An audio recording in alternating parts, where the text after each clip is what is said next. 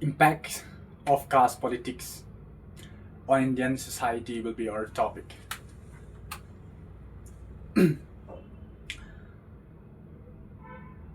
It is important to segregate a society in different classes, not to discriminate one another, but there are certain privileges that needs to be given to the underprivileged people.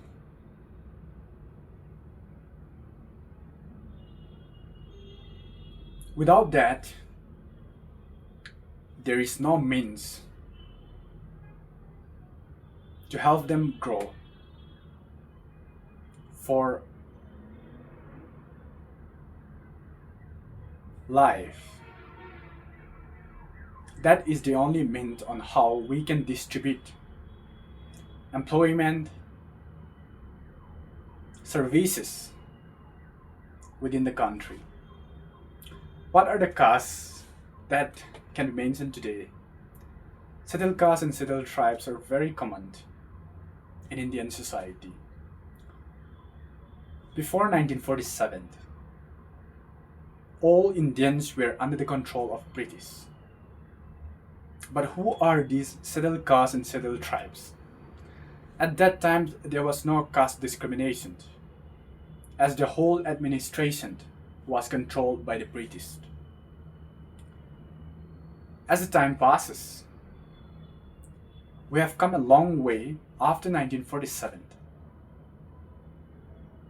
The British had given authority to Indians to set up law and order, government by themselves. After the appointment of Constitution Assembly Committee, they started drafting as soon as they got approval from the British officials. And today, because of settled castes and settled tribes, caste politics on Indian society, we are now distributing employment services and many schemes that help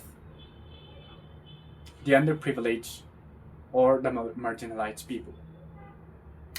For instance, I belong to Sidal tribe. My grandfather was illiterate.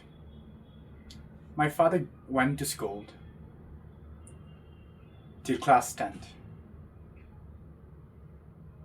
As we were residing in the remote regions, they decided to outreach the state-of-the-art school and colleges for the purpose of education, but that was insane. Parents' livelihood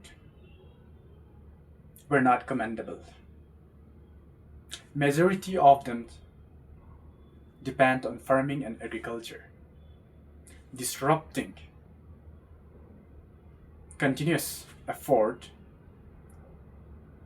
for the young people to acquire education. Due to this, the next generation has been affected, and government to help the underprivileged young people back in the village is extremely difficult, because India currently now stands as the first position in terms of population, outreaching each and every region within the country is impossible. So today, my friends, let us understand what are the problems faced by the people living in the remote regions. They did not get the infrastructures set up by government. On the other hand, cities include People with high dignitaries, their sons and daughters have got the privilege acquiring education. They are quite advanced compared to those living in the far-flung areas.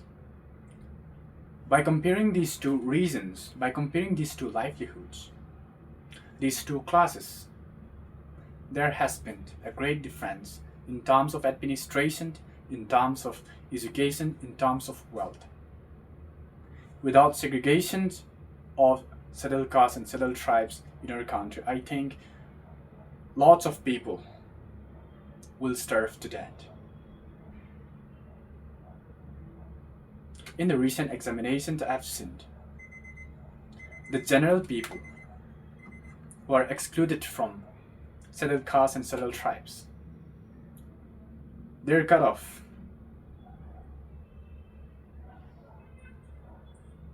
Up to 145 of 200, and settled tribes 121 of 200. But still, general people, more than 20 marks different exist in this situation. In terms of education,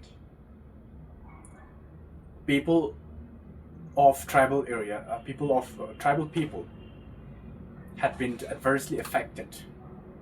So the one and only way we are following, and we have to follow, is to segregate people based on caste.